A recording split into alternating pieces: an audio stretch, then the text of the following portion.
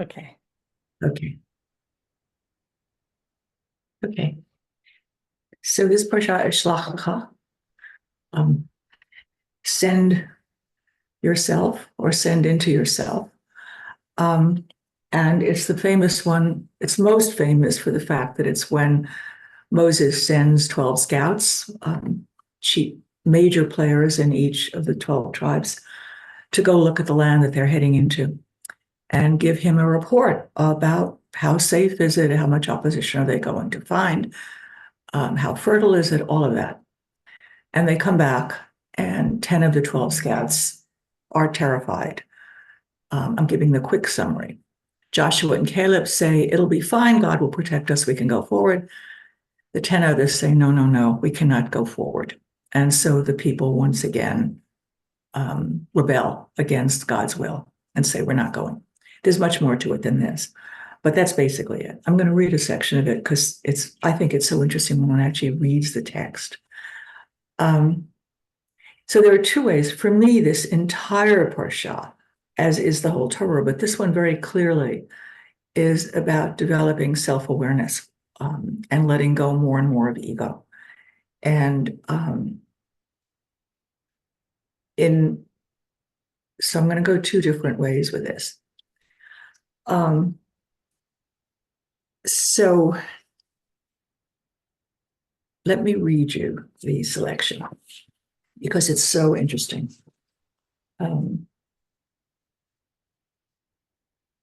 I should point out, they go actually, the first place they come to is Hebron, which is where Abraham was sitting outside the tent when the angels come to him.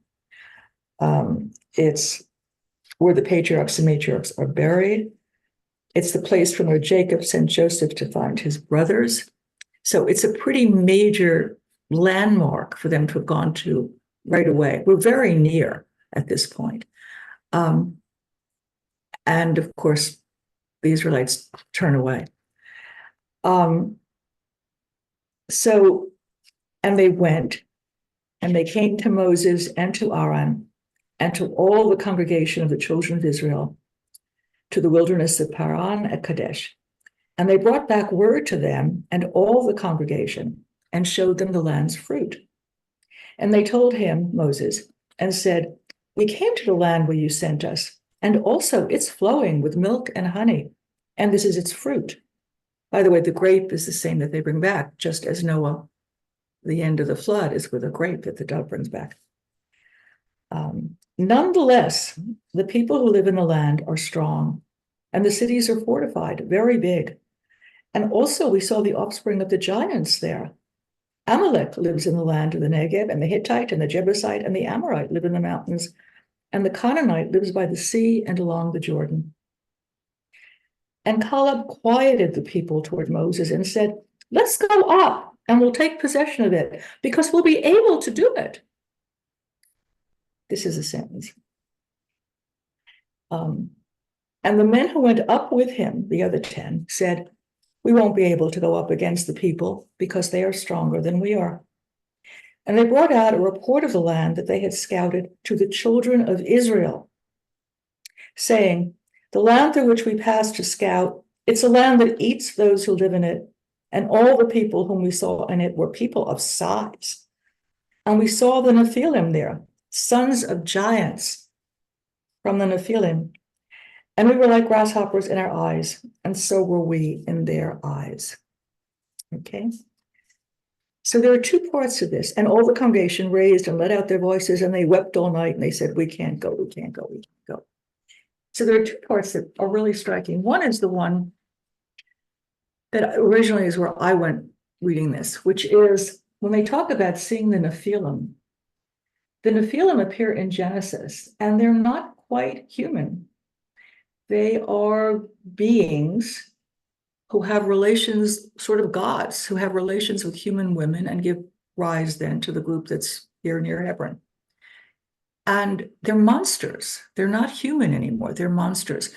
So in my own understanding of this text, which is all about developing mindfulness and self-awareness, there's the fear as one begins to notice what goes on in one's own mind.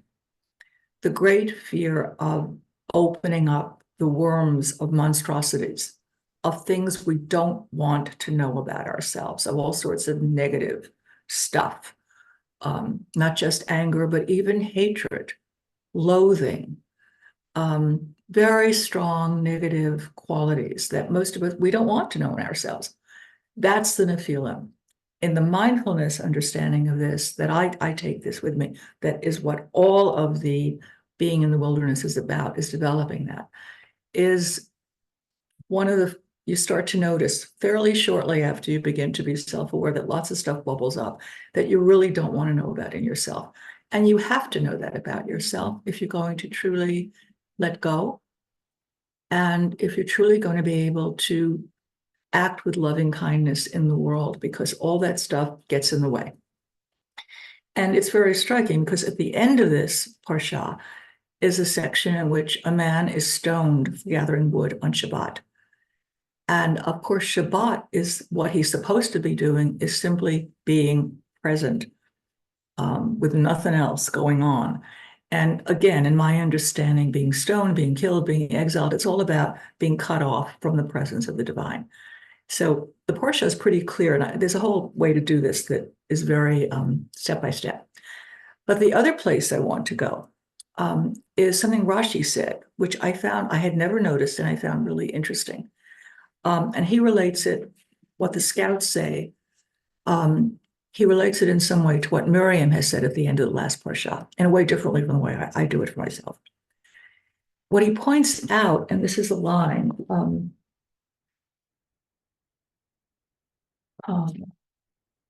there is, why can't I find it now? And the men, and they brought out a report of the land that they had scouted to the children of Israel.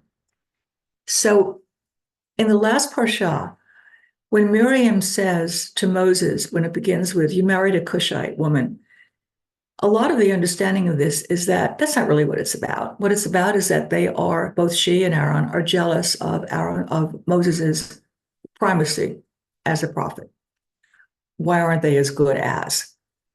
Which I can talk about as mindfulness, but that's a different issue. A stage of what you become aware of in yourself. But in this one, what Rashi points out is the men don't simply report back to Moses, which is what they were asked to do. They spread their fear directly to the congregation. They bypass Moses and they go directly to the people and start and spread their fear.